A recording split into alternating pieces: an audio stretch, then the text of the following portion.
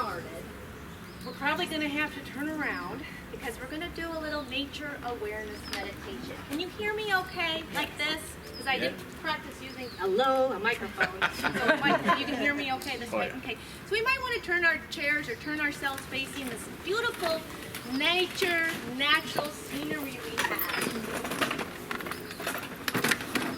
Okay. Just go ahead and get nice and comfortable. Nice and comfortable in your chairs. And as you're sitting down, you'll feel free to do some shoulder rolls and really get comfortable. Sitting up straight. And I want you to begin to focus your gaze on an object in nature. It could be any one of these beautiful trees, or the breeze blowing in the trees over here, or a stone, or a rock, or the grass, or even the sky. And I want you to really start beginning to gaze into this beautiful landscape that we are immersing in. And I'm going to guide us through 3 deep, mindful breaths, and breathe naturally and just guided by my voice.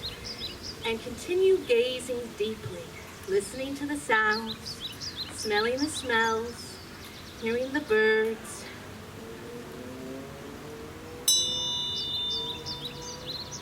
Breathing in, I calm my body. Breathing out, I smile. Breathing in, I calm my body. Breathing out, I smile. Breathing in, I calm my body. Breathing out, I smile. Dwelling in the present moment. Wonderful moment.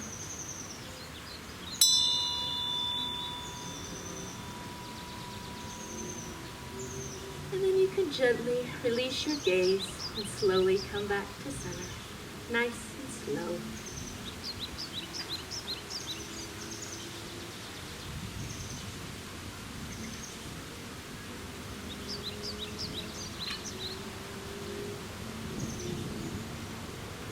And face me now.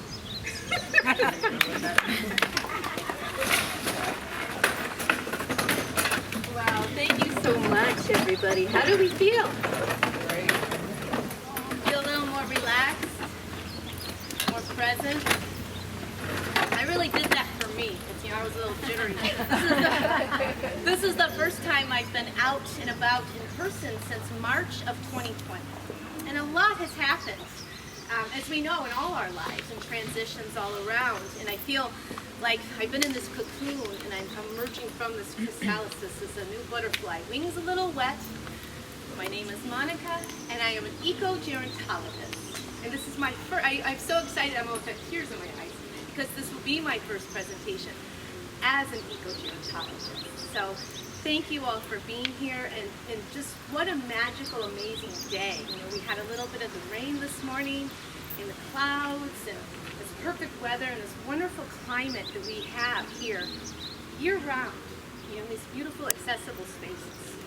There's so much that I wanted to cover today, but I had to condense it to little golden nuggets, and just know that every little piece is like a prelude to an entire chapter. So just giving you a little bit of golden nuggets of a lot of things today. And I'm taking a lot apart pieces from an at-home retreat that I have developed called Breathe Deep and Be Happy, Green Care 101. And our introduction meditation was thank you to one of my favorite mindful meditation teachers, Thich Nhat Hanh. And so if you're ever looking for really easy, simple meditations for your self-care and the care that you're providing, I highly recommend some of my favorite pocketbooks. You can bring it anywhere, for your outdoor, your green care. How to relax, very good one. How to sit, how to walk, and how to eat. Now this is one I'm still working on. I'm from the Midwest. If anybody's around, you know what I'm saying. Okay, so I want to ask you a question. any of you, and feel if you don't see this, this is mostly for me to guide me through, so it's not just my kind of notes here. Have you heard of the term nature deficit disorder? Yes. Coined by Richard Bloom. And it's kind of self-explanatory. Nature deficit disorder. In the past few decades, we now have thousands of research studies showcasing the impact the nature experience has on our health and well-being. I mean, incredible for all ages, including people living with dementia. And we also have evidence that suggests people that are lacking quality immersion into the natural world have diminished use of their senses, have attention difficulties, have conditions of obesity, and have higher rates of physical and emotional chronic illness, contributing to an epidemic of inactivity for all ages. So the goals I have for us today, because there's so much I want to cover, but I hope at the end of this presentation I have at least inspired you with a green care lens, inspired you with some green care ways that you can enhance your self-care and also the care that you give to others, because as you all know, the care we give others is only as good as the care we give ourselves. And that's a tough one. In my experience, caring for me, Monica, this home, has been the most challenging. But then when I am caring for Monica, the care I'm giving is much better. And then also, finally, I hope I inspired you to start activating eco-conscious baby steps to getting daily immersion into the natural world. Okay. So, I want you to think for a moment how you feel when you are immersed in nature, when you are walking through the park or enjoying the beach or the ocean. We've got so many wonderful areas here, but really think back to those moments where you're camping or you're really immersed in nature. How do you feel? And feel free to throw out some verbs to me. Calm. Peaceful. Peaceful. Connected. Connected. Renewed. Renewed. Centered. Yeah. Is it? See, it's Mother Earth is like, yes, get them outside. We hear you. Okay, so we're going to take a moment, and I want you to go into your mind's eye, and we're going to do an environmental scan. I want you to go to your house. That's incredible, isn't it? Cleansing. Cleansing is another verb when you're out in nature and the rain starts coming on you. So we're doing an environmental scan. I want you to visually imagine you're in your home, inside your house. And I want you to visualize your view sheds that you have in your house to the outside world. Nature, not the buildings and things, but, to trees or birds. The natural world from the inside of your house looking out. So now I want you to go outside of your house to your outdoor spaces. Whether it's your patio, these outdoor areas you have in your house. Now I want you to go to your workplace or your care community or the care communities you visit. And I want you to do an environmental scan from the inside first of the view sheds to the natural world. From the inside, your workplace, the care home you are spending a lot of your time. View sheds to the outside, natural world from inside. And now I want you to go outdoors to the outside landscape of your care community or your workplace, the outdoor areas you have access to. Okay. Now I want you to think for a moment, how much time do you spend in these outdoor spaces that you have access to pretty much daily? Just think for how much time do you spend in these outdoor spaces? In your home, or even when you're in your home, even looking outside the window, look at this chickmark over there, or out at the care home, how much time are the residents outside, are you outside, are care teams outside? Think for a moment. I read the other day that the average American spend 93% of their time indoors, inside. The average, obviously, Big Sur, live in Big Sur, I'm outside, you could probably reverse it that way, but the average.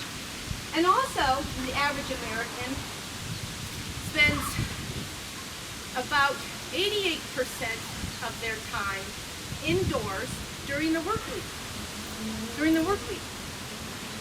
And that some Americans spend 10 hours a day on social media, more time than they sleep.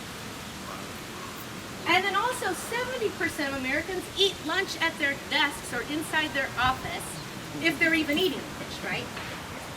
So, and to think for a moment, that's the average Americans. These are those same Americans that are caring for our elders, caring for those living with dementia. Some of the most, probably the most nature-deprived people I have ever known in my life are older adults, people living with dementia, people that are living in skilled nursing, assisted living, memory care communities, or aging in place in a home where they don't have access to transportation or outdoor areas. And think for a moment again back to all those feelings you have when you are immersed in nature. We're going to get to some of those scientifically proven benefits in a moment. So, are you ready to green care? Yes. So, green care is an umbrella term that covers many different modalities, interventions, and practices. It's an umbrella of many different things. But the one common denominator with all green care therapy or practice is awareness. Nature is utilized in the natural landscapes, is utilized as a tool to promote health, well-being, and prevent disease. So this awareness. So some of these green care practices are things you've probably heard of. Ecotherapy, animal-assisted therapy. We've got the horses over here. Amazing therapy. Animals to care for plants and animals, provide solace. We have horticulture therapy, very popular in England and Europe and in the United States as well, utilizing healing gardens, getting into the soil with the intention of promoting health and well-being. Wilderness practice, ecopsychology. We have an eco-psychologist down in Big Sur, Stephen Harper, who takes small and larger groups on weekend and couple-week expeditions out in deep nature, the wilderness, to awaken that deep wild and within, right, to heal and get some digital detox. Green exercise. Now with green exercise, anything we're doing outdoors is awesome. We're getting fresh air, we're getting vitamin D, oxygen from the trees, negative ions from the beach. But not everything is green care, right? As we said, green care is an intentional use of nature to produce an effect. For example, I was at the beach about a week ago, and I was getting my ocean bathing, very similar to forest bathing, but you're at the beach. And I looked up and I noticed this fella. He might have been about 14 years old, young. And he had his high tops on and his socks, and he had his earbuds, those fancy ones that cover the whole ear. Pfeiffer Beach, Big Sur, if you've been there, purple sand, I'm saying, someplace. And I'm sitting there, I watch him walk by, and he's walking like this. Ocean's over here. Now doesn't turn his head at all to see the waves coming in, caressing the sand and the beach, and feeling the sand with his feet. He had no awareness that he was even in this amazing nature landscape. He was in his own world, right? So that wouldn't be considered green exercise. Of course, he got some benefits of being outside, and this is great, but he had no awareness and no connection. So even though he was at the beach, he was still disconnected from nature. I mean, we can be in nature and still be disconnected. Sometimes if we're having lunch outside or we're talking to our friends, it's a backdrop. In green care, it's not a backdrop. We are utilizing it as a tool. We are connecting. First thing we do is we are immersed in it, and we're connected, and we've strengthened our awareness. Care farming. I've discovered care farming in the past year, and I am just so excited about it, and that you have horses here and are thinking about developing more of that. Care farming is very popular in the Netherlands and the UK, and it's more considered of an active green care. So our nature awareness meditation was more passive, the calming, we're restored. But care farming, particularly with people living with dementia, are groups that tend to be excluded from continuing to make meaningful contributions to their communities, right? That's a human need. So they get to go to a care farm, and all of a sudden, they're just not a person who just lives with dementia looking for wealth. They're a volunteer. They're contributing. They're helping tend the chickens and the animals and working for a shared purpose. They're learning, right? And they're being valued, because to be valued is a human need that doesn't go away. And it's often a need that we forget about when we are caring for others, that they too have a need to care and to contribute. That's just a little overview of many of the different branches of green care. And what we'll be talking about today is green care practice. So we can use our green care lens and awaken our awareness and start getting these juicy benefits for our care first, and then the care that we're providing. So, the benefits of green care practice and green care and awareness are endless. I mean, particularly with older adults and people living dementia in all ages, right? Increased hydration, improved nutrition, sense of inner peace, calm, balancing our moods, alleviating stress, anxiety, more physical activity, because when we're out in nature and we're energized, we're getting this fresh air, and all of a sudden I feel like a little more energy to move around and stuff. So what's happening? And neuroscience is now starting to show what is happening in our brain when we are immersing deeply in the nature experience. And it happens to do with those happy chemicals. And also, one thing that I love about green care is green care practices and deeply immersing in nature positively affects our psychological, our mental, our emotional, and our social health simultaneously. Think about the care farm. Think about horticulture therapy or forest bathing, where 1 mile walk takes 4 hours because you're engaging all of your senses. Because what's happening is these practices, this nature immersion, these happy chemicals begin to flow. Serotonin, balancing our mood, promoting well-being, sense of reward.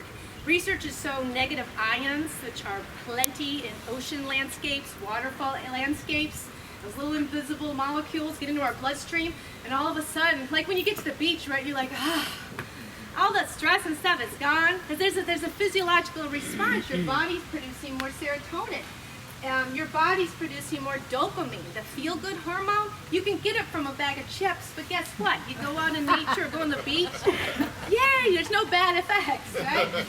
The endorphins, the natural painkillers, see, lowering pain. We heal faster when we're immersed in nature, or even when we have view sheds of nature. There's a lot of studies done in hospital settings where patients that can see outdoors and trees and animals and squirrels heal faster. They experience less pain. They need less medications. I broke my back out last Friday on my way to migraine care. Pain like I never felt, was bedridden through the weekend. But luckily I had a view shed in my bedroom, a window with some sunflowers that were kind of dying off, but the seeds are there, and watching the chipmunk come up, munch, munch, munch. I'd smile and laugh. Pain started to ease. I started feeling a little more optimistic. I was like, gosh, I got this talk coming up. The first time I've been out in public in almost 3 years. That all kind of melted away, right? Because these happy chemicals are flowing. And then oxytocin, social connection, connection to each other, connection to our planet, love, those feelings of just warm fuzziness feelings flow through when we're immersing in nature. Your brain on nature. And another wonderful thing I love about green care practice, the care farming, the horticulture, is it produces relationship-centered care. And you've probably heard of person-centered care, which is an advanced level of care. We know about the individual, we're working with the individual, because everybody's different. Everybody likes certain things. Some people don't like this, we're understanding that individual. But relationship-centered care takes it a level up where we already know each other as individuals, but then we collectively together are working and caring with and for nature with each other, a shared purpose, a goal. We're getting all these juicy benefits. So it becomes more of a reciprocal caring relationship. So the division between caregiver and care receiver is blurred, right? In England, in the UK, and Europe, they don't use the term caregiver. And I like that. I was a caregiver for my great-grandma many years ago, but it never did feel right because I'm like, well, she did so much. Like, I received so much for her while I was caring for her.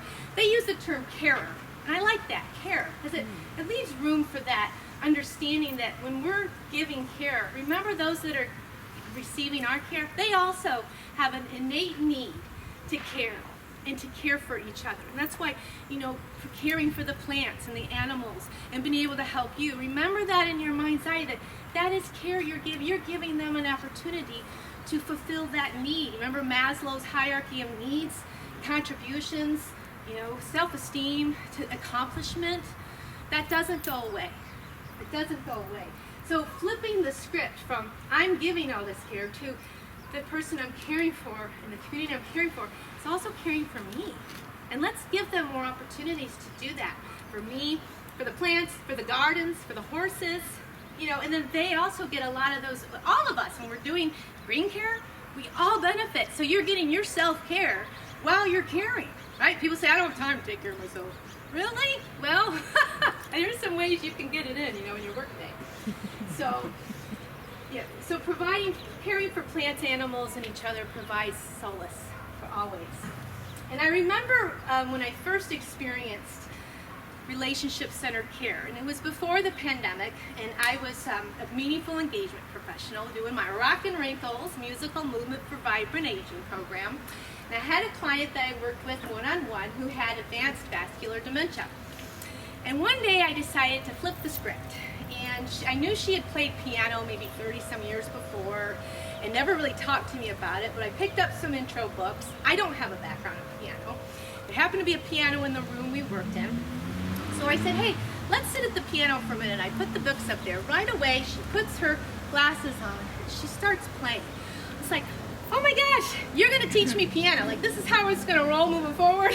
We're going to do our sessions. We're going to do our movement in, and then we're going to sit at that piano, and you're going to teach me piano. So I got some of my lifelong learning, which is a part of self-care, continuing to learn from somebody that I was there to care for. And then after, we would always go walk in the garden, and she had worked in botanical gardens in her younger years, and she would walk so slowly, and I was just in so awe of that, and looking at the roses and smelling. So I was getting my green care along with her. We were both relational, getting care together, receiving care, giving care to each other. And so that's the first experience, and I had that aha. Yeah. So green care is also self-care. And so I have a system that I created that I call Unearth the 5 A's. And these are some of the largest benefits we get from immersing deeply in nature is, those diminished use of our senses when we're disconnected and we're indoors. Well, we awaken those senses again. Sight, smell, hearing, thoughts, creativity, productivity. Unearth the 5 A's. Awareness, right? So, when you're coming outside, just start breathing deeply and kind of look around and go, wow, this is cool. Listen to the sounds. I'm going to pass around a little basket with some eucalyptus leaves and some lemon verbena that I harvested yesterday. And grab a few pieces and just feel the textures, smell the smells, awaken your senses. This is one of the benefits of green care and awareness, particularly forest bathing. A lot of research and science has proven that the essential oils that plants produce, and when we are forest bathing, that decrease depression, that improve our immunity and all these things. And you can keep, if you like eucalyptus, go ahead and keep it, just kind of play with it a bit. Actually, gets those happy chemicals flowing again and really feeling the textures. So, awareness, awe. This is another experience that happens when we're immersed deeply in nature. Like when you drive down the Big Sur coast, you go, oh my gosh. Or you look at the brilliant sky today, or the rainbow that Sadie captured this morning with her daughter. You guys were like, oh, that's amazing, right? And there's been a lot of studies on awe. And again, it boils down to back those happy chemicals start flowing. We start feeling smaller And our problems start feeling smaller, and then we start feeling more connected to something larger than ourselves. So awe, sensations of boundless wonderment. So if you go out and they have this thing called awe walking. A lot of research shows not just going for a walk, but go find something to awe about, and you'll be amazed. They did a study that the awe walk group afterwards, after a few weeks, had visual of measurable more smiles at the end of their walk. And that's another topic I could talk about a long time, is the benefits of smiling. Appreciation, love, and deep gratitude. Another result of deep nature immersion. And if you haven't, I'm sure many probably here have a gratitude practice. It's a wonderful practice to do, while you're doing your daily nature immersion, that after today you're going to be like, I got my green care lens on. Every day, 3 new things you're thankful for. Right away, brain science has also shown those happy chemicals start flowing. You feel better. Anything difficult helps you more resilient to adversity. All these wonderful benefits of something as simple of just being grateful. And that's something that is produced when we are immersed in nature. We start feeling just so grateful that we have these trees that are giving us fresh air. We have this sunshine that's warming us up on kind of a cool morning. That activates connection and care. Connection to each other, connection to our planet. Deeply connected. And also research has shown people that immerse more in nature become more protective. That's that oxytocin. Nature's all of a sudden important to you as your kids. You want to protect it. So you tend to become more of an eco-conscious person. You want to be careful about, polluting the planet. You want to help make sure we keep our air clean because it is important to you. And that goes to the biophilia hypothesis of E.O. Wilson, who was a biologist, that came up with the term that we have an innate desire and need and curiosity about nature. You might feel that because we are nature. And when we really think about that philosophically, if we're spending all this time indoors, we're depriving ourselves of immersing in the essence of what really makes us human. And that might also explain this chemical flow, these happy chemical flow. So awareness, awe, appreciation activates action. Preservation of nature, restoring nature, making sure that you start getting more of that nature immersion daily in your own self-care practice, and then that will filter in because you're going to want more of it. It's going to feel so good. You'll be like, I'm not eating inside today. I'm going outside. I'm going to do some awareness breath and just be thankful, and you're going to think, I've got more energy than I've had in a long time. And it's going to seep into every other part of your care and the care that you're providing, from your house to your community and those you are caring for. And before I end, I wanted to briefly cover some work by our neighbors in Great Britain. Debbie Carroll and Mark Rindell, they are, between the two of them, they have 25 years experience designing healing gardens, therapeutic gardens, pretty much for care homes. In England and Europe and the Netherlands, most care communities have gardens. Horticulture therapy is something that is highly valued there. And so they set out a research study in 2013 to really understand, why aren't these care gardens getting utilized, right? We've got these care communities have these amazing, you imagine England, right? You've seen their gardens. I mean, this beautiful garden. Why aren't the residents engaging actively? Why aren't the staff? So they set out a research study with 17 different care homes. And what they discovered was that it wasn't how fancy the garden was and how much money was put in the garden or how much time or how much staff they had. It was the care communities that were least engaged with their outdoor spaces didn't value it. It was the care culture. So they discovered to really start utilizing these gardens and outdoor spaces, you have to first look at, where is the care community at? What is their care culture right now, right? Because every care community, as you all know, has a different care culture. And you can't understand why an outdoor area isn't being used or the outside more frequently unless you understand the care culture.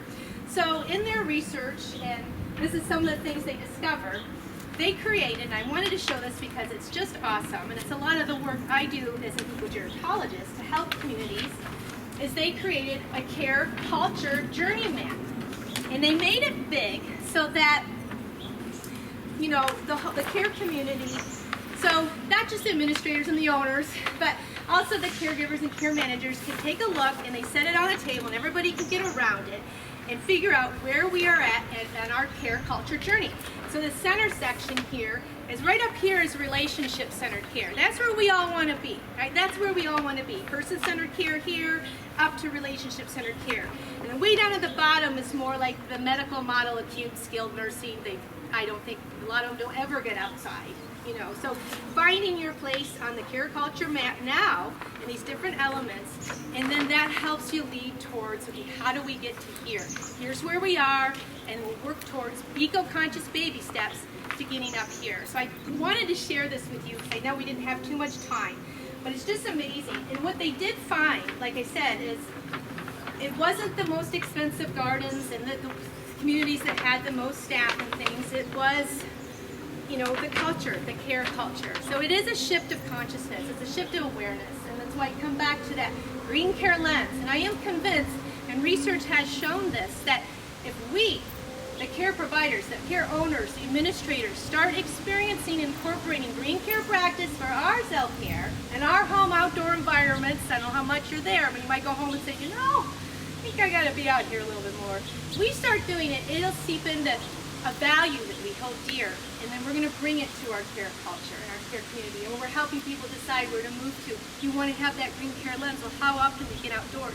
The benefits are amazing, and we want to help the most nature deprived among us connect. I'm also big on accessibility, a big advocate. I do walkability audits in our public parks, you know, because we've got a lot of spaces, but not all of them are accessible to everybody. And there's some things on the legislation right now that I can send you to improve that, because the science, there is no doubt anymore of how many benefits we can get from fully immersing into the natural world. So, thank you so much. What a beautiful day.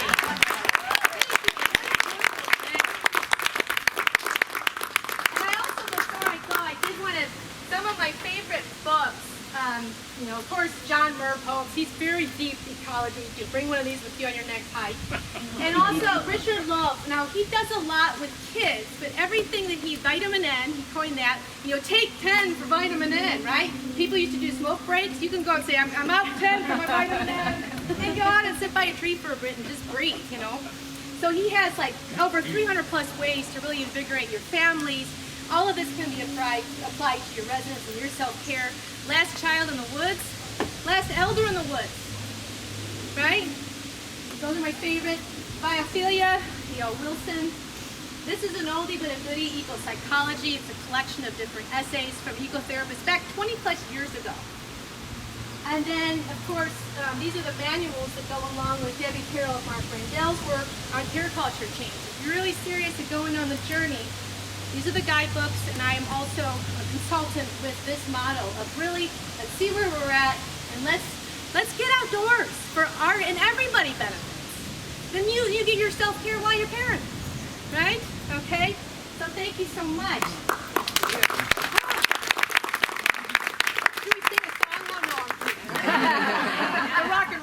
Any questions for Monica? This will be the time for Q&A. Well, she's going to be around, so if you want to approach No, her listen, I'll tell you what. yourself, You please. might have wondered what this hat. It's car week. I've got a photo shoot because I've got a Subaru I'm going to be showing you. You think I'm funny. No, I think that's great, right? You're going to find the Ferraris and stuff, but I'm going to pull up my Subaru and have it take pictures. Laughter's another great, wellness tip. Thank you so much.